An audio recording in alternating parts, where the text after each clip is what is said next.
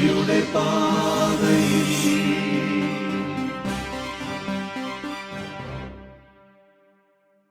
ഈശോ മിശിഹായ്ക്ക് സ്തുതിയായിരിക്കട്ടെ. ഈശോയിൽ പ്രിയ കൂട്ടുകാരെ, നിങ്ങളെല്ലാവരും സുഖമായിരിക്കുമെന്ന് വിശ്വസിക്കുന്നു. എനിക്കും വളരെ സുഖമാണ്. ദൈവകൃപയാൽ എല്ലാം ഭംഗിയായി പോകുന്നു. നിങ്ങൾ കഴിഞ്ഞ ക്ലാസ്സിലെ പാഠഭാഗങ്ങളൊക്കെ കൃത്യമായി വായിച്ചു, പഠിച്ചു, ഹോംവർക്കൊക്കെ ചെയ്തു എന്ന് ഞാൻ അറിഞ്ഞു. ഞാൻ നിങ്ങളുടെ 1-2 കാറ്റഗിസം ടീച്ചേഴ്സിനെയൊക്കെ ഫോൺ ചെയ്ത് അന്വേഷിച്ചായിരുന്നു. ഇപ്പോൾ പിള്ളേരൊക്കെ പഠിക്കുന്നുണ്ട്, നിങ്ങളോട് സംശയങ്ങളൊക്കെ ചോദിക്കുന്നുണ്ട് എന്നാണ് ഞാൻ മനസ്സിലാക്കിയത്. വളരെ സന്തോഷം. അപ്പോൾ ഇന്ന് നമ്മൾ 2ാമത്തെ പാഠഭാഗത്തിലേക്ക് പ്രവേശിക്കുകയാണ് അല്ലേ.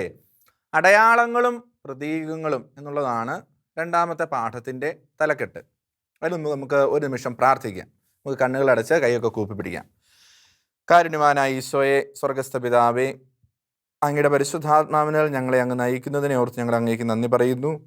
ഞങ്ങൾ പഠിക്കുന്നതായ കാര്യങ്ങൾ ഹൃദയത്തിൽ ഹൃദ്യസ്ഥമാക്കുവാനും ദൈവാരാധനയിൽ കൂടുതൽ തീക്ഷ്ണതയോടുകൂടെ പങ്കെടുക്കുവാനും ഈ ക്ലാസ് വഴി ഞങ്ങളെ അനുഗ്രഹിക്കണമേ. ഞങ്ങളുടെ ഇടവകകളെയും ഞങ്ങളുടെ രൂപതകളെയും സഭയെയും ഒക്കെ ആശീർവദിക്കണമേ. പരിശുദ്ധ അമ്മേ, വിശുദ്ധ ഔസേപ്പ് പിതാവേ, ഞങ്ങൾക്ക് സദാ കാവലാളായി ഈശോയുടെ പക്കൽ ഞങ്ങൾക്ക് വേണ്ടി മാധ്യസ്ഥം വഹിക്കണമേ. നിത്യപിതാവും പുത്രനും പരിശുദ്ധാത്മാവുമായ സർവീശ്വരായ എന്നേക്കും ആമേൻ. ഈശോ മിശിഹായ്ക്ക് സ്തുതിയായിരിക്കട്ടെ.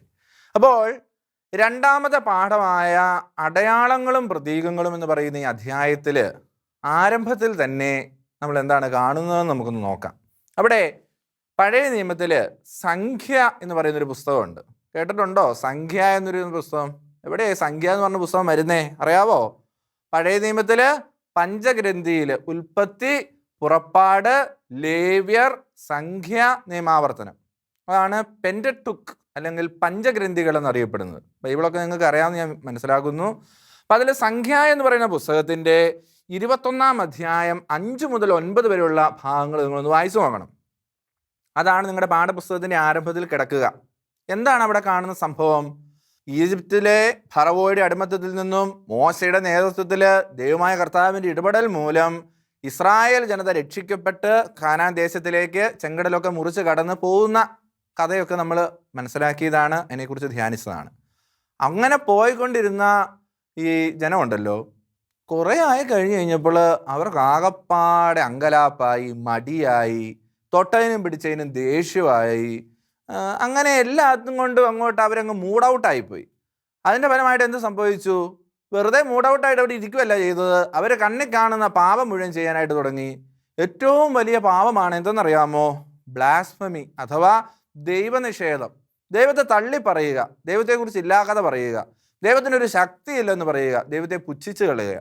അങ്ങനെയുള്ള പല പല പാപങ്ങളും അവർ ചെയ്ത് അവർ ദൈവത്തിൻ്റെ കോപത്തിന് ഇടയായി മാറി. അനേകം ആളുകളിൽ പാമ്പ് കടിയേറ്റ് മരിക്കാനായിട്ട് തുടങ്ങി. ആളുകൾക്ക് മനസ്സിലായി ഈ രീതി മുമ്പോട്ട് പോയി കഴിഞ്ഞാൽ അധികാലം ഒന്നും പോകാൻ പറ്റത്തില്ലെന്ന്. അതുകൊണ്ട് എന്ത് സംഭവിച്ചു? അവർ മോശയോട്, അവരുടെ നേതാവാണുള്ള മോശയോട് പോയി പറഞ്ഞു, കർത്താവിനോട് ഞങ്ങൾക്ക് വേണ്ടി ഒന്ന് അപേക്ഷിക്കാമോ, ഞങ്ങൾക്ക് വേണ്ടി പ്രാർത്ഥിക്കാമോ? കാരണം മോശ കരം വിരിച്ചു പിടിച്ച് ദൈവമായ കർത്താവിനോട് അപേക്ഷിച്ച് ഇസ്രായേൽ ജനതയ്ക്ക് വേണ്ടി പ്രാർത്ഥിക്കുക. അങ്ങനെ പ്രാർത്ഥിച്ചപ്പോൾ ദൈവത്തിന് കരുണ തോന്നി. നമുക്കറിയാം, ദൈവം എന്ന് പറയുന്നത് എപ്പോഴും കാരുണ്യമുള്ള ഒരു ദൈവമാണ്. പലരും പറഞ്ഞു കേട്ടിട്ടുണ്ട് പഴയ നിയമത്തിലെ ദൈവം ക്രൂരനാണെന്ന്. അങ്ങനെ പലരും പലയിടത്തും പറഞ്ഞും പ്രസംഗിച്ചും ഒക്കെ നിങ്ങളും ചിലപ്പോൾ കേട്ടിട്ടുണ്ടായിരിക്കാം. അത് വെറും വിവരമില്ലായ്മയാണ്. അതായത് ബൈബിളിനെ കുറിച്ച് എന്തെങ്കിലും ആധികാരിക ബോധ്യമുള്ള ആരും അങ്ങനെയൊന്നും പ്രസംഗിക്കുകയല്ല കേട്ടോ. പഴയ നിയമത്തിലെ ദൈവം നീതിമാനായ ഒരു ദൈവമാണ്. അതായത് നീതികേട് കണ്ടാൽ ദൈവം അത് പറഞ്ഞു തരും. അപ്പം നമ്മുടെ തന്നെ കയ്യിലിരിപ്പ് കൊണ്ട് നമ്മൾ തന്നെ ചില അബദ്ധങ്ങളിൽ ചെന്ന് ചാടുകയും ചെയ്യും. അതാണ് വചനത്തിൽ പറയുക. പക്ഷെ നമ്മൾ പ്രാർത്ഥിച്ചു കഴിയുമ്പോൾ ദൈവം നമ്മളോട് ക്ഷമിക്കും. അതുപോലെ മോശ ഈ ഇസ്രായേൽ ജനത്തിന് വേണ്ടി പ്രാർത്ഥിച്ചു കഴിഞ്ഞപ്പോൾ ദൈവം അവർക്കൊരു ഉപായം പറഞ്ഞു കൊടുത്തു. എന്താണ് ആ ഉപായം? മോശയോട് പറഞ്ഞു, നീ പിച്ചള കൊണ്ട് സർപ്പത്തിനെ ഉണ്ടാക്കുക.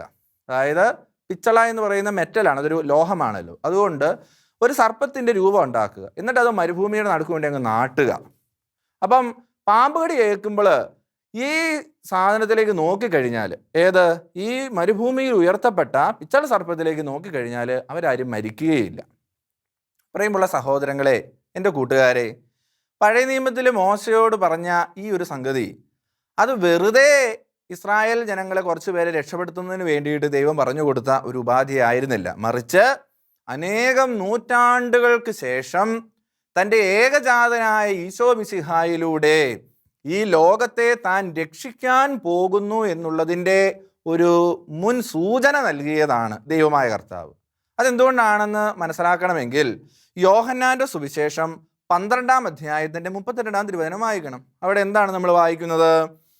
അവിടെ നാം വായിക്കുന്നു, ഞാൻ ഭൂമിയിൽ നിന്നും ഉയർത്തപ്പെടുമ്പോൾ എല്ലാ മനുഷ്യരെയും എന്നിലേക്ക് ആകർഷിക്കും. അതായത് കാൽവരി മലയിൽ ഉയർത്തപ്പെട്ട ഈശോയുടെ കുരിശിനെ ആയിരുന്നു നൂറ്റാണ്ടുകൾക്ക് മുൻപ് മരുഭൂമിയിൽ ഉയർത്തപ്പെട്ട പിത്തള സർപ്പം സൂചിപ്പിച്ചിരുന്നത്. അതായത് പാമ്പിൻ്റെ കടിയിൽ നിന്ന് അവലേക്ക് നോക്കി എല്ലാവരും രക്ഷപ്പെട്ടു എന്ന് പറഞ്ഞതുപോലെ തന്നെ പാമ്പ് കടി എന്ന് പറയുന്നത് വെറും ഒരു സൂചകമായിരുന്നു. പാപാവസ്ഥ, തിന്മയുടെ അടിമത്വം എന്നതിനെ സൂചിപ്പിക്കുന്നതിനുള്ള ഒരു ഉപായമായിരുന്നു പാമ്പ് കടി ഏൽക്കുക എന്നുള്ള സാഹചര്യം. ഈ ലോകം പാപാവസ്ഥയിൽ കിടന്നിരുന്ന എല്ലാ മനുഷ്യരും കുരിശിലേക്ക് നോക്കി കുരിശിൽ നിന്നും ശക്തി സ്വീകരിക്കുമ്പോൾ അവർ വിശുദ്ധീകരിക്കപ്പെടും, രക്ഷിക്കപ്പെടും എന്നുള്ള ഒരു വലിയ സൂചന നൽകാൻ വേണ്ടിയിട്ടാണ് പഴയ നിയമത്തിലെ സംഖ്യയുടെ പുസ്തകത്തിൽ അപ്രകാരം ദൈവമായ കർത്താവ് പ്രവർത്തിച്ചത്. അതുകൊണ്ട് അടയാളങ്ങളും പ്രതീകങ്ങളും കൂടാതെ യഥാർത്ഥത്തിൽ നമുക്ക് ദൈവത്തെ ആരാധിക്കുവാനായിട്ട് സാധിക്കുകയില്ല. ഇനി എന്താണ് അടയാളം, പ്രതീകമെന്നൊക്കെ നമ്മൾ അറിഞ്ഞിരിക്കേണ്ടത് അത്യാവശ്യമാണ്.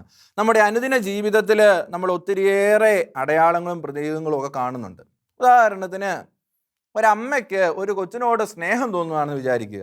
അപ്പോൾ ആ കൊച്ചിൻ്റെ അടുത്ത് പോയി, മോനെ മോളെ ഞാൻ നിന്നെ സ്നേഹിക്കുന്നു, മോനെ മോളെ ഞാൻ നിന്നെ സ്നേഹിക്കുന്നു എന്ന് സുഹൃദേവൻ പറഞ്ഞ കണക്ക് 100 തവണ ഉരുവിട്ടാലും ആ അമ്മയുടെ സ്നേഹം അനുഭവിക്കണമെന്ന് നിർബന്ധമില്ല. പക്ഷേ ആ അമ്മ ചെന്ന് ആ കൊച്ചിനെ, തൻ്റെ മകനെയോ മകളെയോ തൻ്റെ നെഞ്ചോട് ചേർത്ത് അവരുടെയോ അവക്കടെയോ കവിളത്തൊരു ഉമ്മ കൊടുക്കുക, അല്ലെ നെറ്റിത്തടത്തിലൊരു ഉമ്മ കൊടുക്കുക, ചേർത്ത് പിടിക്കുക എന്ന് പറയുമ്പോൾ അത് സ്നേഹത്തിൻ്റെ വലിയൊരു അടയാളമായി മാറുക. അതായത് ജീവിതത്തിൽ, അനുദിന ജീവിതത്തിൽ പല പല അടയാളങ്ങളിലൂടെയും പ്രതീകങ്ങളിലൂടെയും ഒക്കെയാണ് നമ്മൾ ജീവിച്ചു പോവുക. അതുപോലെ തന്നെ ഒരു നല്ല സോളോ പെർഫോമൻസ്, നല്ലൊരു മിമിക്രി കാണുമ്പോൾ, അല്ല നല്ലൊരു ഡിസ്കോ കാണുമ്പോൾ നമ്മളെല്ലാവരും ഇവിടെ ഉല്ലസിച്ച് കൈയടിക്കും. എന്തിനാണ് കൈയടിക്കുന്നത്? കൈയടിക്കുമ്പോൾ സാധാരണ ശബ്ദം ഉണ്ടാവുകയാണ് ചെയ്യുന്നത്. പാട്ട് പാടിക്കൊണ്ടിരിക്കുന്ന ഒരു കൊച്ച് പാട്ട് പാടി കഴിയുമ്പോൾ കൈയടിക്കുമ്പോൾ അവിടെ ശബ്ദം ഉണ്ടാവുകയാണ് ചെയ്യുന്നത്. പക്ഷേ ആ ശബ്ദം അവിടെ ഒരു ഡിസ്റ്റർബൻസ് ആയിട്ട് ആർക്കും ഫീൽ ചെയ്യാറില്ല. കാരണം എന്താണ്? ബിക്കോസ് ദാറ്റ് ക്ലാപ്പിംഗ്, ആ അപ്ലോസ് എന്ന് പറയുന്നത് അപ്രീസിയേഷനെ സൂചിപ്പിക്കുന്നതായതുകൊണ്ട്, അത് അഭിനന്ദനത്തെ സൂചിപ്പിക്കുന്നതായതുകൊണ്ട് അത് ആർക്കും അരോചകത്വം കൊണ്ടുവരുന്നില്ല. അതുപോലെ അനേകം അടയാളങ്ങളും പ്രതീകങ്ങളും അനുദിന ജീവിതത്തിൽ നമ്മുടെ ജീവിത അവസ്ഥകളെ പ്രകടമാക്കുന്നതിന് വേണ്ടിയിട്ട് നമ്മൾ ഉപയോഗിക്കുന്നുണ്ട്. അങ്ങനെ നമ്മൾ ചിന്തിക്കുമ്പോൾ കൂടുതലായിട്ട് നമ്മൾ അടയാളങ്ങൾ കാണുന്നത് എവിടെയാണ്? റോട്ടിലേക്ക് ഇറങ്ങി കഴിയുമ്പോഴാണ്. കൊച്ചിക്ക് പോകണമെങ്കിൽ ഇങ്ങോട്ടേക്ക് പോകണം, കോഴിക്കോടിന് പോകണമെങ്കിൽ ഇങ്ങോട്ടേക്ക് പോകണം. കോഴിക്കോടിന് പോകേണ്ട ദിശയിലേക്ക് പോയി കഴിഞ്ഞിട്ടുണ്ടെങ്കിൽ കൊച്ചിക്ക് പോകാൻ പറ്റുമോ? പറ്റത്തില്ല. കാരണം ഓരോ ദിശയും സൂചിപ്പിച്ചുകൊണ്ട് ഓരോ അടയാളങ്ങളും ജീവിതത്തിൽ, അനുദിന ജീവിതത്തിൽ റോഡിലും വീട്ടിലും ഓഫീസുകളിലും സ്കൂളുകളിലും ഒക്കെ നമുക്ക് കാണുവാൻ സാധിക്കും. ആ അടയാളങ്ങൾ സൂചിപ്പിക്കപ്പെട്ടിട്ടുള്ള വഴികളിലൂടെ പോകുമ്പോൾ മാത്രമാണ് യഥാർത്ഥത്തിൽ ആ ഉദ്ദേശം നമുക്ക് എത്തിച്ചേരുവാനായിട്ട് സാധിക്കുക. പ്രിയമുള്ളവരെ, അങ്ങനെ ചിന്തിക്കുമ്പോൾ 2 തരത്തിൽ നമുക്ക് ഈ പറയുന്ന അടയാളങ്ങളെ കാണുവാൻ സാധിക്കും. അതാണ് നിങ്ങളുടെ പുസ്തകത്തിൽ സ്വാഭാവിക അടയാളങ്ങളെന്നും കൽപ്പിത അടയാളങ്ങളെന്നും കൊടുത്തിരിക്കുന്നത്. ഉദാഹരണം പറഞ്ഞാൽ, സ്വാഭാവിക അടയാളത്തിന് ഉദാഹരണം എന്താണ്? ഈ പറയുന്ന പുക വരിക എന്നുള്ള ഒരു ചിന്ത നിങ്ങളുടെ മനസ്സിലേക്ക് കൊണ്ടുവരിക.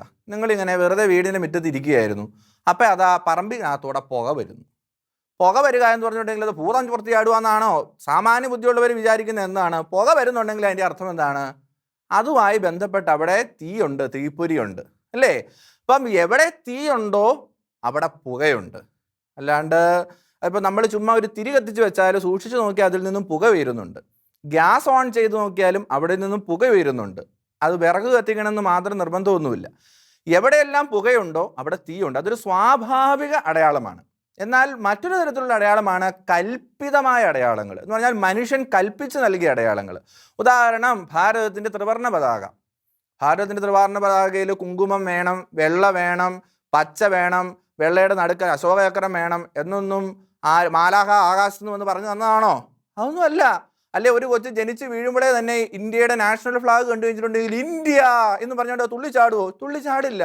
എന്ന് പറഞ്ഞാൽ അത് മനുഷ്യരായിട്ട് കാലാകാലങ്ങളിൽ അവർ തന്നെ ക്രിയേറ്റ് ചെയ്ത് സ്ഥാപിച്ചു കൊടുത്തിട്ടുള്ള അടയാളങ്ങളാണ്. അപ്പം ഇങ്ങനെ പലതരത്തിലുള്ള അടയാളങ്ങൾ ജീവിതത്തിൽ കാണുവാൻ സാധിക്കും. എന്നാൽ അടയാളങ്ങൾ ഒത്തിരി ഉണ്ടെന്ന് പറയുമ്പോഴും പ്രതീകങ്ങൾ അതുപോലെ ഒത്തിരി ഒന്നുമില്ല. പ്രതീകങ്ങളുണ്ട്, എന്നാൽ പോലും അവ അടയാളങ്ങളിൽ നിന്നും വ്യത്യസ്തമാണ്. എന്താണ് അടയാളങ്ങളും പ്രതീകങ്ങളും തമ്മിലുള്ള വ്യത്യാസം? പ്രതീകങ്ങളെല്ലാം അടയാളങ്ങളാണ്, എന്നാൽ അടയാളങ്ങളെല്ലാം പ്രതീകങ്ങളല്ല. ഉദാഹരണം പറഞ്ഞിട്ടുണ്ടെങ്കിൽ, മനുഷ്യൻ ഇപ്പം ഒരു ത്രാസ് കാണുകയാണെങ്കിൽ, നമ്മൾ ഈ കോടതിയിലൊക്കെ പോകുമ്പോൾ നിങ്ങൾ കണ്ടിട്ടുണ്ട് അല്ലേ, ഒരു ചേട്ടത്തിയുടെ കണ്ണ് ഇങ്ങനെ കെട്ടിവെച്ചേക്കും, ആ ചേട്ടത്തിയുടെ ഒരു ത്രാസ് അല്ലേ. അത് കണ്ടു കഴിഞ്ഞിട്ടുണ്ടെങ്കിൽ അത് എന്നാ മനസ്സിലാവുന്നത്? അത് കണ്ട വല്ലോ അടയാളമായിട്ട് നമുക്ക് തോന്നുമോ? സ്വാഭാവിക ബുദ്ധിക്ക് നമുക്കത് അടയാളമായിട്ടൊന്നും തോന്നുന്നില്ല. പക്ഷേ അതൊരു പ്രതീകമാണ്. എന്താണ് പ്രതീകം?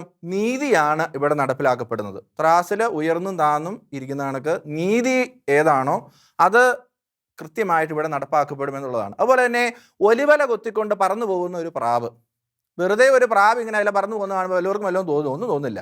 പക്ഷേ അങ്ങനെയൊരു നിശ്ചിതമായ ഒരു പ്രതീകം കാണുമ്പോൾ അതെന്താണ് സൂചിപ്പിക്കുക? സമാധാനം അവിടെ സംസ്ഥാപിതമായിരിക്കുന്നു എന്നുള്ള ഒരു സൂചനയാണ് നമുക്ക് നൽകുക. അതുപോലെ തന്നെ നമ്മൾ ഒരാൾ നമ്മുടെ സ്വന്തക്കാരോ ബന്ധുക്കാരോ നാട്ടുകാരോ ആരെങ്കിലും മരിക്കുമ്പോൾ നമ്മളൊരു കറുത്ത ബാഡ്ജ് കിട്ടും.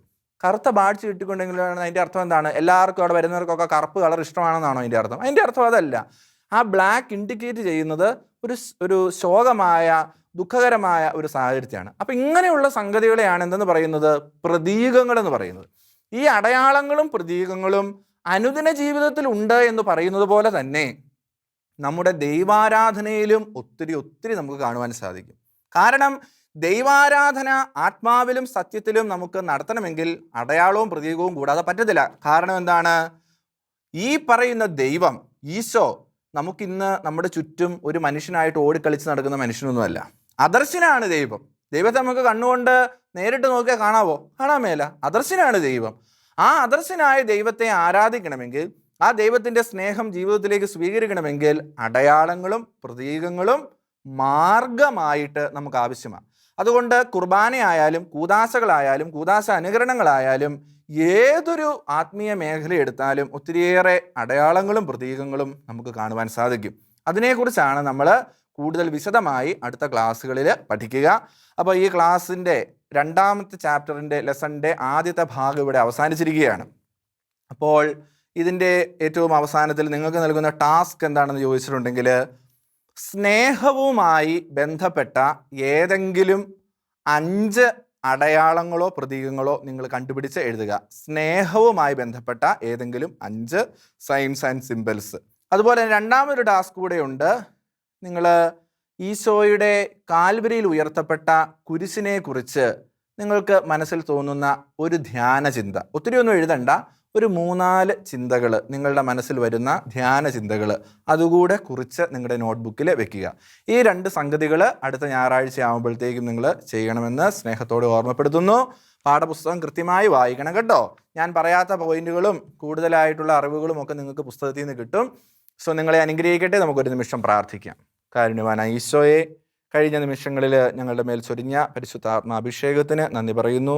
ബോധ്യങ്ങൾക്ക് നന്ദി പറയുന്നു. ഞങ്ങൾ അങ്ങയുടെ കൃപയാൽ ജീവിക്കുവാൻ ആഗ്രഹിക്കുന്നു. ഞങ്ങളെ സഹായിക്കണമേ. പരിശുദ്ധ അമ്മേ, ഞങ്ങൾക്ക് കൂട്ടായിരിക്കണമേ. നിത്യം പിതാവും പുത്രനും പരിശുദ്ധാത്മാവുമായ സർവേശ്വര എന്നേക്കും ആമീൻ. ഈശോ മിശിഹായ്ക്ക് സ്തുതിയായിരിക്കട്ടെ.